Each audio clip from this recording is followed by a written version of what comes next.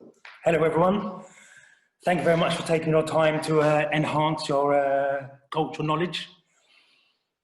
As you can imagine, well, as you know, every single movement is empowered by theory or philosophy. And so it was with the Harlem Renaissance. So where did that thinking come from? To gauge that, we need to go back to the First World War. What happened is that regiments of black soldiers had been sent out from America. There were 4 black regiments, and we have to remember that the American army at that time was segregated. So these were all black regiments. The American forces weren't desegregated until after the Second World War, when Truman in 1948 kind of brought in the desegregation legality. So it wasn't until the Korean War that the American forces fought as desegregated units. So going back to the First World War, so these black soldiers had been sent out, and for them it was a way of them proving their patriotism. It was a way of them showing that they could overcome the hardships of trench warfare the same as the white soldiers. They could deal with the physical and mental hardships, and they did. They were actually commended by the Germans. The Germans actually gave them the name as Hellfighters, the Harlem Hellfighters, because of their tenacity in a war. And also, it was kind of, for the black soldier, it was like almost kind of entering a new planet, because the interaction that they had with, for example, the French citizens was a much more respectful interaction than what they'd been used to. So when they came back to America, after proving their patriotism and proving their valor in war, they expected that their treatment would be raised to that of the first-class citizen, as their white compatriots were treated. That didn't materialize. And what actually happened is that in the following year, America broke out in what were called race riots. In 26 of the major cities, race riots happened. This was partly due to on the side of the whites, they were kind of somewhat apprehensive, because these black soldiers come back with this sense of worldliness, and also with this enhanced military knowledge. So there was that fear. And from the black side, there was this feeling of kind of a new sense of defiance, that they had gone and proved themselves. So when they returned home, they felt that they should be given due respect. Also, as well as the demobilization, there was also the Great Migration, which was, there was kind of thousands of people left the rural South and came to the north, to cities such as New York, Chicago, Detroit, to kind of enhance their economic potential. And obviously, this coincided with the return of the white soldiers. So there was this competition for jobs, for housing. And these riots were often caused by racism. So there was one where a black man had been swimming, and he had come back to the beach. There was a white crowd there which refused to let him come back to the beach, and they actually stoned him to death.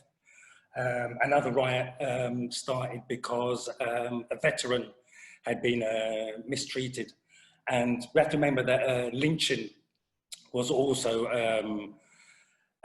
very much a part of the societal fabric. And some of the people that were lynched in this time were actual veterans in their uniforms. So all this happened at the end of the war, 1918, 1919. And this kind of new defiance was then put into words by such characters as Hubert Harrison, who we should come back to later, Marcus Garvey, and Alain Locke. Now, Alain Locke, I should say something about Alain Locke before we move on.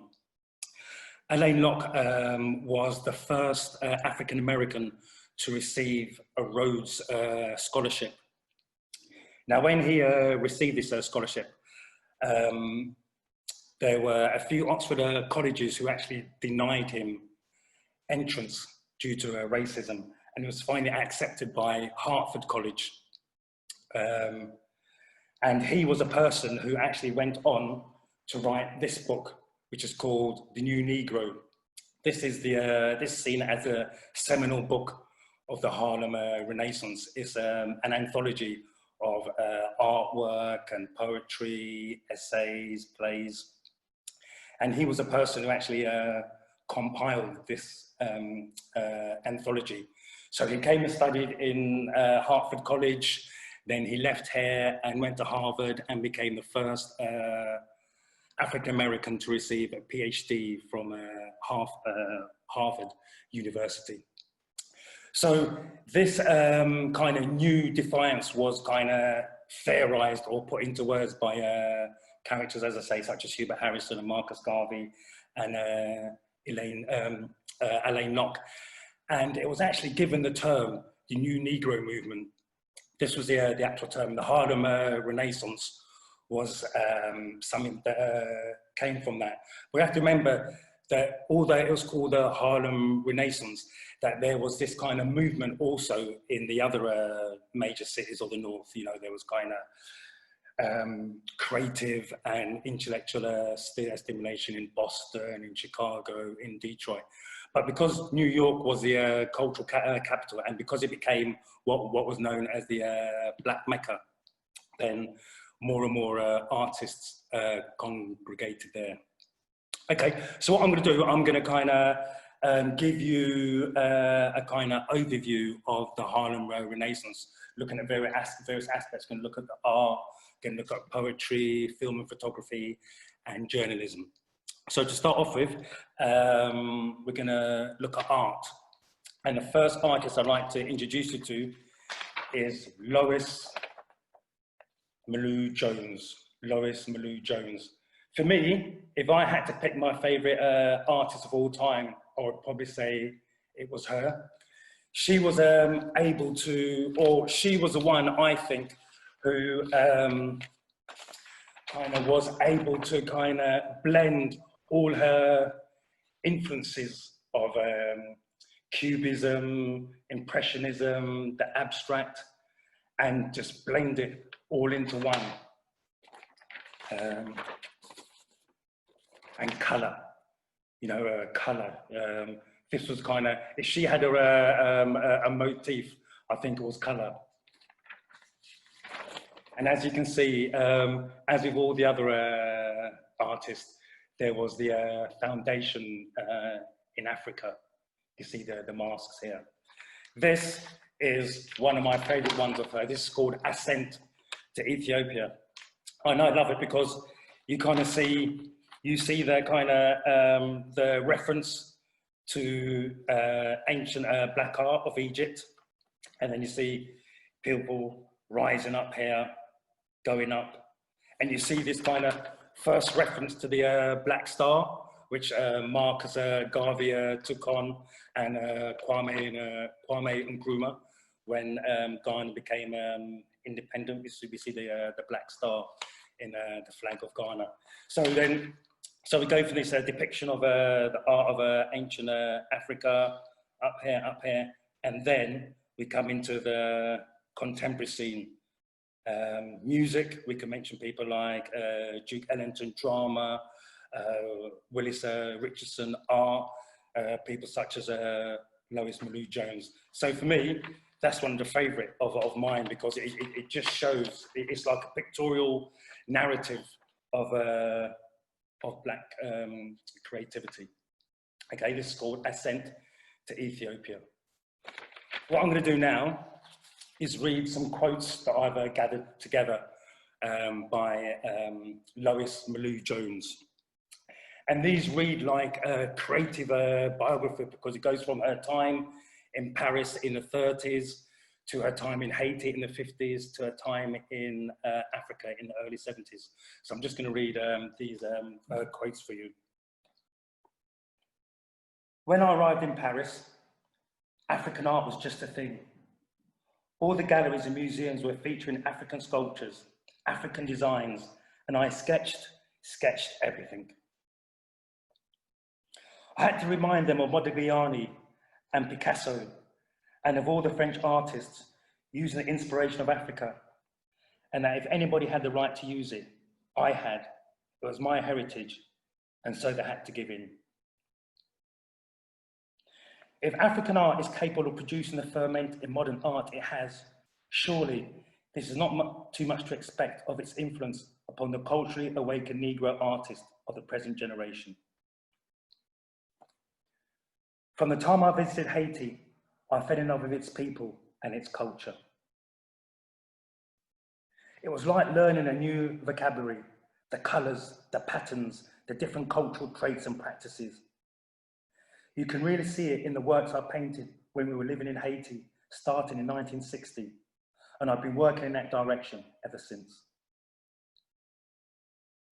I was privileged to see our ancestral arts in their original settings, as well as in museums and galleries, and to visit the studios of leading contemporary African artists. The trip also gave me a clearer picture of how African art has influenced Afro-American artists. My work reflects the powerful influence of this association. By combining the motifs from various regions of Africa, I tried to explore on canvas a sense of the underlying unity of all Africa. So there we have an introduction to the great Lois Mailou Jones. Okay, the next artist I would like to feature was a sculptor. And to me, I think of her as a patron saint of community art. This is Augusta Savage. She was very much involved in art education, which is why I call her the patron saint of community art. She was involved in quite a lot of the art tuition that went on in Harlem in the 20s and 30s. And Harlem was really blessed to have so much of that, where all these kind of great artists were given contracts to go into the community and teach those who required tuition. So at places like the 302, the Harlem YMCA, the 135th Street Library, and of course the Harlem Art and Community Center, which she became the first director of. She was someone who kind of, due to her racism, she wasn't able to take up one of her original opportunities to go and study in France, but she did in the end. She gave her so much, and in the end it wore her down. She suffered a nervous breakdown, and in the end she left us due to cancer. But she's one of the great art educators of all time. Let me just show you a couple of works of hers. This is called Gamin, and it was actually her nephew who modeled for this. It's called Gamin. And this one is called Lift Every Voice. Look at that. Lift Every Voice. Okay.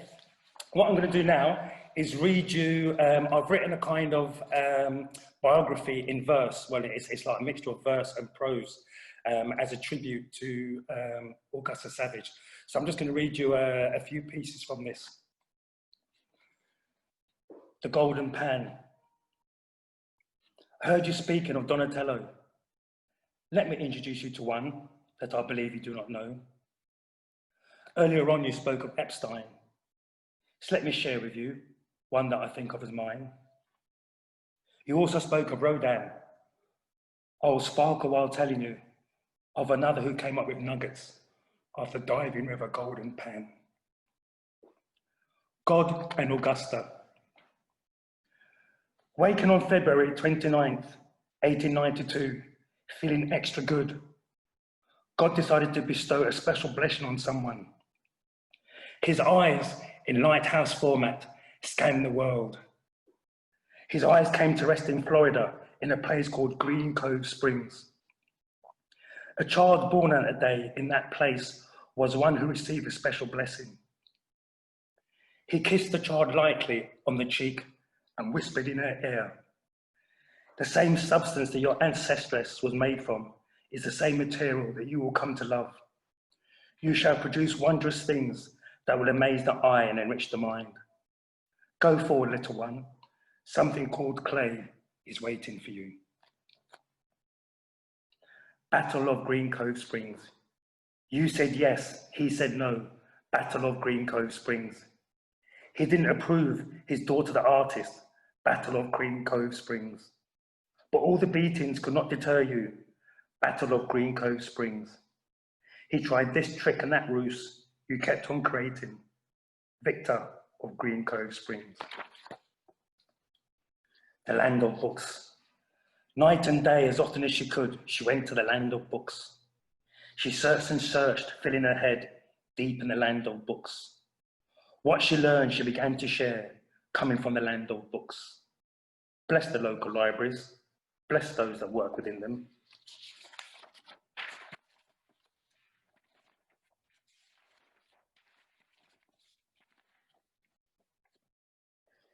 Your beck and call.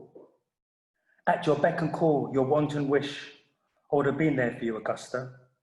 When the pain got too much, your daughter needed a break when you were suffering from cancer. So many. You taught and mentored so many, took each one to your heart. Stand and receive our applause, great teacher, patron saint of community art. Okay, from Augusta Savage, sculptor and great art educator, we now go to the person who is probably most associated with Harlem Renaissance as far as painting is concerned. This is Aaron Douglas. Aaron Douglas. Okay. Now, he's the artist, I think, from the Harlem Renaissance with the motifs that are most recognizable. So this is an example. This is from, this is a painting called Creation. And it's a perfect example of his motifs. He likes silhouetted figures. The circles and the concentric circles, the way kind of he would take one color and then just kind of diversify it. So you can see the browns there, up that way, and you see the greens coming down this way. Very angular figures, very flat and angular. But once you see an Aaron Douglas painting, you know it straight away. And once you've seen a couple, you'll be able to recognize it straight away. So for example, this is another one here. Yeah, the same silhouetted figures. This time he used dark colours. And this was another thing. He tended to use muted colours, whereas Lois Malou-Jones tended to use very bright, vibrant colours. His colours were often muted. You can see the same thing, the silhouettes, the circles, the concentric circles. Okay? So these is painted. But one thing that he was also well known for is graphic art. He was very much sought after for book covers and such things. So this here's one. This is a novel by Claude McKay, who we should come to later. A novel called Banjo. This is a cover that he designed. This is for a magazine which only had one issue, Fire. And I love where you can see the face there, the airing, and then you can see the Sphinx. This is for another novel, Walter Thurman. So you can see these motifs again, the flat, angular, silhouetted figures. And this is a cover for one of the leading magazines of the time, which we shall come to later, called Opportunity. He also painted murals for the Harlem YMCA, for the Fisk University, very much in demand. And he actually went to Fisk University. So Fisk University was one of the historically black colleges which were set up after the American Civil War during a period called the Reconstruction. And he actually set up the art department at Fisk and actually taught there for nearly 30 years. Okay, so that is, yeah, so as I say, he's seen as kind of the preeminent artist of the Harlem Renaissance. Okay. What we're going to do now is move on to poetry. Okay, what I'm going to do is read four poems by Georgia Johnson, one by her, two by Langston Hughes, and one by Claude McKay. I haven't got, sorry, I forgot to get an image of Georgia Johnson, but as I say, if you go on the net, you can find that one. So this is an image of Langston Hughes, who's also a novelist and playwright, and this is an image of Claude McKay. Okay, so the first one I'm going to read is by Georgia Johnson. Motherhood. Don't knock on my door, little child. I cannot let you in. You know not what a world this is, of cruelty and sin. Wait in the still eternity until I come to you. The world is cruel, cruel, child. I cannot let you through. Don't knock on my heart, little one. I cannot bear the pain of turning deaf ears to your call.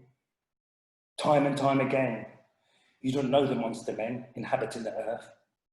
Be still, my precious child. I cannot give you birth.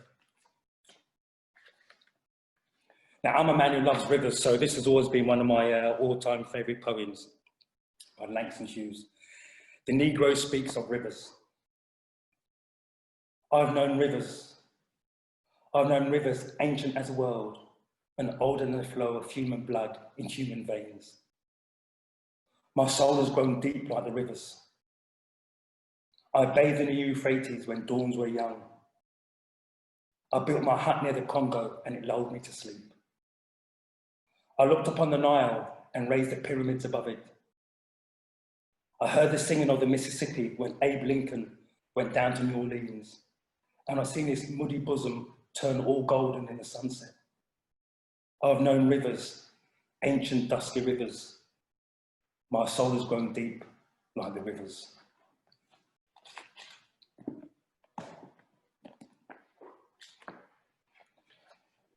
Another one by the great Langston.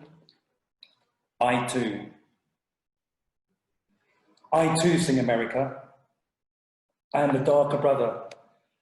They send me to eat in the kitchen when company comes, but I laugh and eat well and grow strong. Tomorrow, I'll sit at the table when company comes. Nobody dare say to me, eat in the kitchen then. Besides, they'll see how beautiful I am and be ashamed. I too am America. And the last one I'd like to read is by Claude McKay. And I think if there was one poem that summed up the defiance of the new Negro and the need to go forward, regardless of whatever, I think it's summed up in this one. So this one is actually written after the Red Summer. Remember I mentioned earlier about the riots that took place in 26 major cities across America in 1919. So this was something he wrote after that. If we must die, let it not be like hogs, hunted and penned in an inglorious spot, while around us bark the mad and hungry dogs, making their mock at our accursed lot.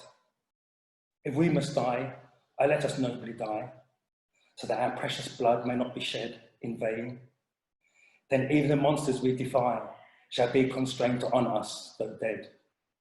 O kinsmen, we must meet the common foe. Thou far outnumbered, let us show us brave, and for their 1,000 blows deal one death blow.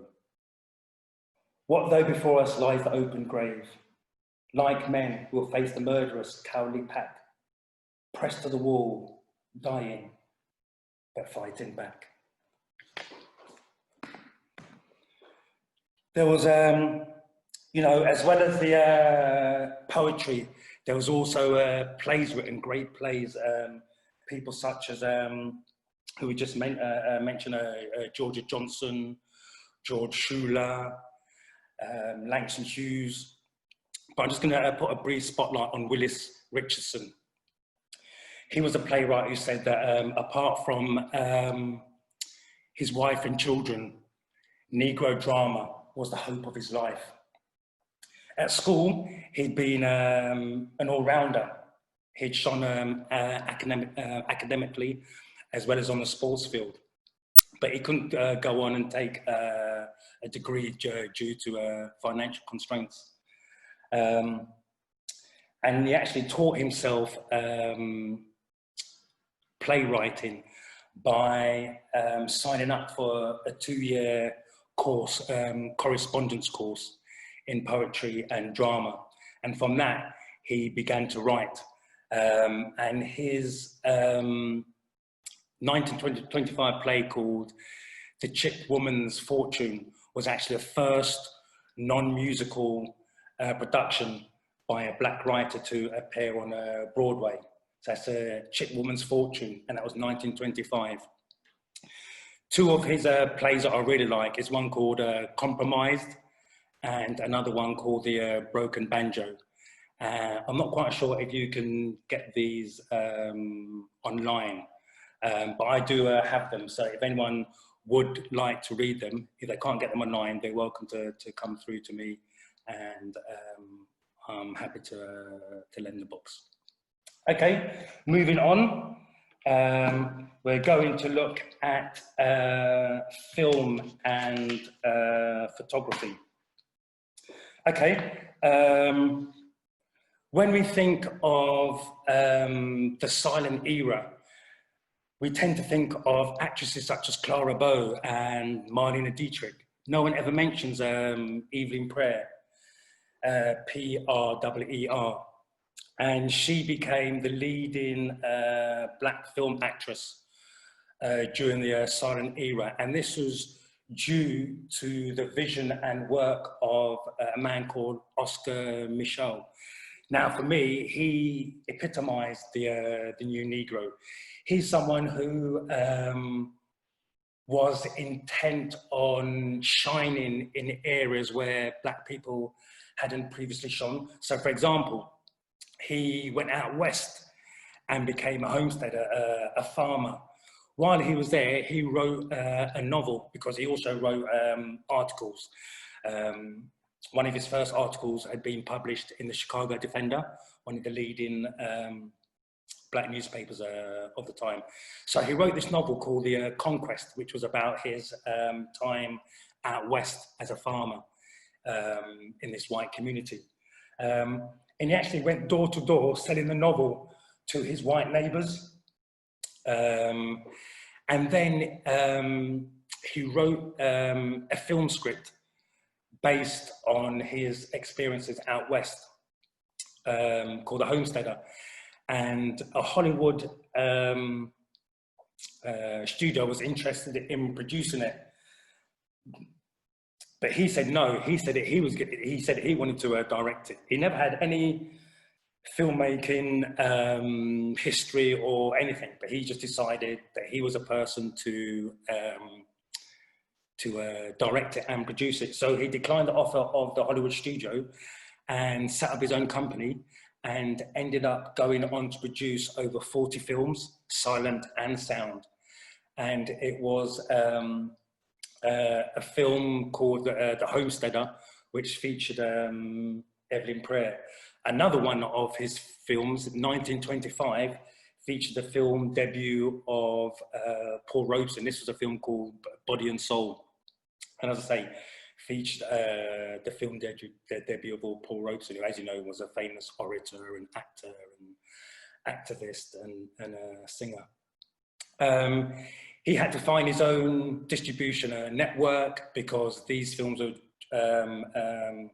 dubbed race films, and they were shown in the Black Cinema Network. And he dealt with issues such as racism, such as shadism, where people of a lighter skin were given more opportunities in the mainstream world. Yeah, so he was someone who was very much kind of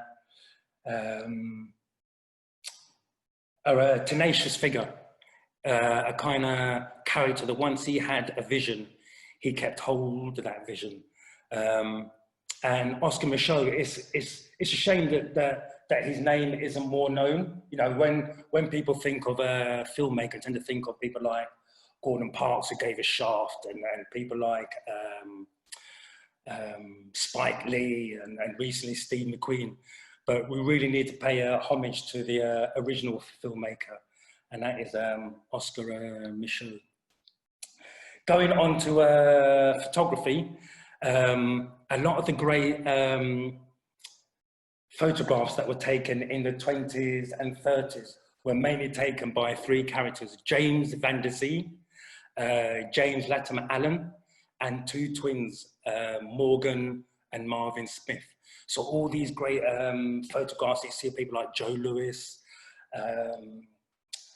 Bilbo Jangles Robinson, were taken by characters like by these four, as I say, James Van Der Zee, James Latimer Allen, and Morgan and Marvin Smith, the twins, who, as well as being photographers, yeah, and all these four had had their studios. Obviously, these two had a studio in Harlem, and so did James Van Der Zee, and so did James Latimer Allen. But these two actually also worked as, one of them worked as, they both worked in film and TV.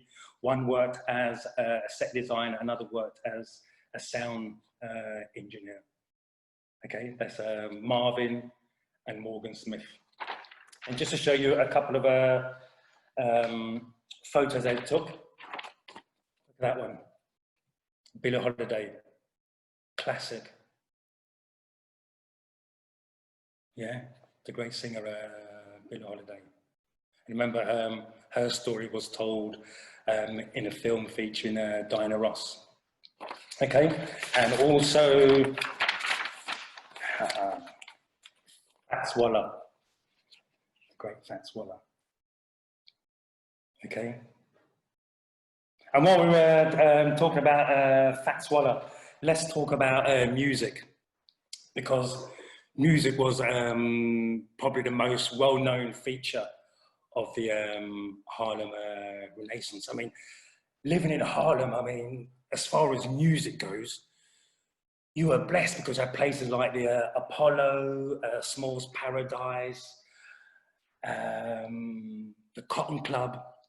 So on any one night, you know, kind of, especially of a weekend, you could go and listen to all these people.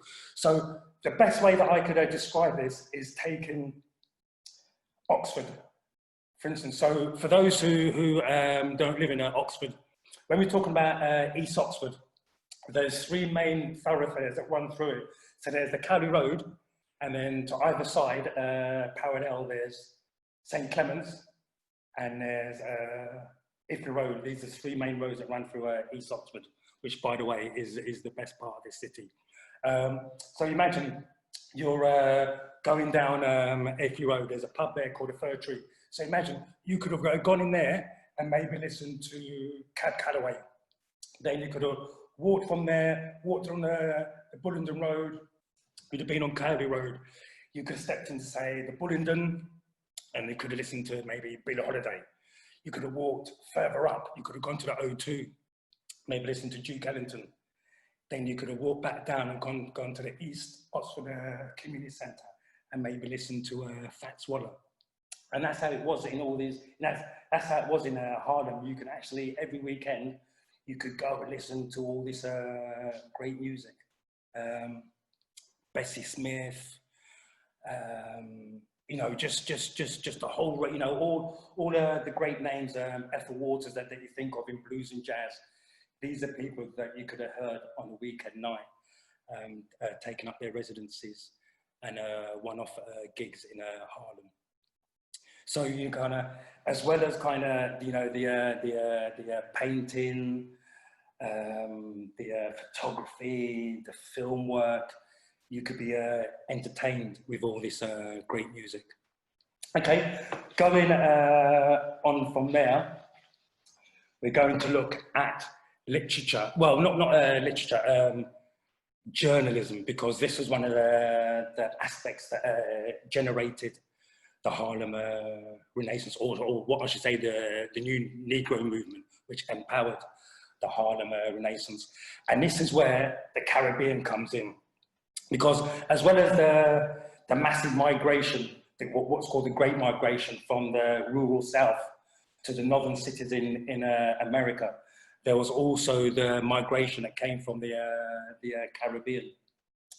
So I'll just mention a few names before I focus on the two that I'm going to feature. So people like Cyril Briggs, who came from St. Nevis, Hodge Kernan, who came from Montserrat, Marcus Garvey from Jamaica, Richard Moore from Barbados, Otto Hooswood from Suriname. These are the people who who wrote some of the great articles and essays that kind of introduced the general public, because they were trying to reach, you know, the white reader as well as the black reader. And the poems that I read from earlier were from these anthologies, and these anthologies are based on the outstanding magazines of the time. So The Messenger was one of them. The Messenger, which was edited by Asa Randolph and Chandler Owen. Another one was The Crisis, which was edited by one of the heavyweights of the time, intellectual heavyweights of the time, William Du Bois. The Crisis, which was the official journal of the NAACP. And then we have The Opportunity, which was edited by another socialist, sociologist, which William Du Bois was, and also Charles Johnson was also one who was the editor of The Opportunity, which was the official journal of the Urban League. Okay, so these were the three major magazines of the new Negro movement. But there were also outstanding newspapers, and the main newspapers of the time were the Chicago Defender, the New York Amsterdam News, the Baltimore Afro-American, and the Pittsburgh Courier. And the Pittsburgh Courier was the main newspaper that employed Joel Augustus Rogers from Jamaica. One of the great people who educated himself, he taught himself 4 languages, because his education only went up to secondary school level. And then from there, he educated himself, and in the process, he learned 4 languages. One of the outstanding things about him is that in 1930, he was the only African-American journalist at the coronation when Rastafari became Haile Selassie. And he went back there 5 years later as a war correspondent, covering the war between Ethiopia and Italy. Truly one of the great journalists, Joel Augustus Rogers, as I say, born in Jamaica. Another one was Hubert Harrison from St. Croix in the Virgin Isles. Hubert Harrison was an early mentor of Marcus Garvey, the more well-known activist. But when Marcus Garvey came to America, it was him and another activist from Jamaica called Wilfred Domingo, who basically kind of helped Garvey along, introduced him to the network, gave him opportunities to speak, even helped him out financially. He was known as the Black Socrates. They say that he held people spellbound for hours because he would speak on the street. He was the first of the great soapbox speakers.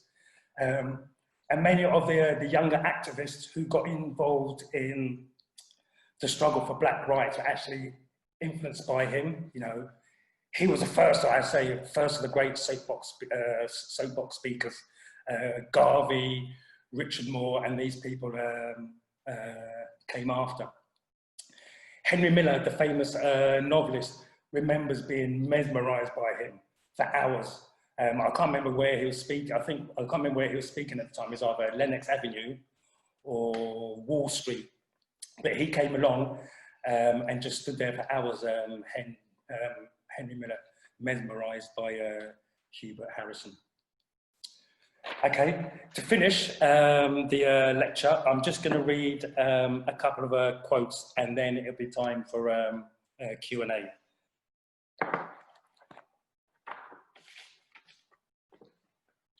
This is what Arthur P. Davis said about coming to live in Harlem in the 20s. Harlem in the 1920s was a delightful place, particularly so to a youngster reared in a small southern town, with its broad avenues uncluttered then by excess traffic, with its clean streets and its well-kept apartment houses, with its favoured residential sections like Stryver's Row and its swank apartment dwellings on Sugar Hill. There were thousands of other migrants like me who felt the charm of the Black ghetto. Harlem was then still a relatively new settlement for Negroes, and the grime and the deterioration that came with the subsequent years of poverty and job discrimination and frustration had not blighted the Black city. But this enjoyment was not the phony exotic primitivism which the white folks came uptown nightly to find in cabarets and other hotspots. Our enjoyment was in part the pride of having a city of our very own, a city of Black intellectuals and artists, of peasants just up from the south, of West Indians and Africans, of Negroes of all kinds and classes.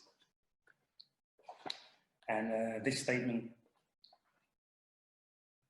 no longer are Negroes willing to be shot down or hunted from place to place like wild beasts. No longer will they flee from their homes and leave their property to the tender mercies of the howling and cowardly mob. They have changed, and now they intend to give men's account of themselves. If death is to be their portion, new Negroes are determined to make their dying a costly investment for all concerned.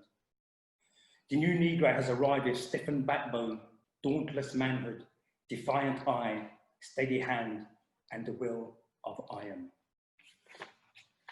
So for me, the Harlem Renaissance, because if Renaissance means rebirth, then this was a resurrection of Africa, a resurrection of identity, a resurgence of what was there before, which had been downgraded due to slavery and colonialism. It was a resurgence of spirit. It was a self-affirmation of Africa. Thank you very much.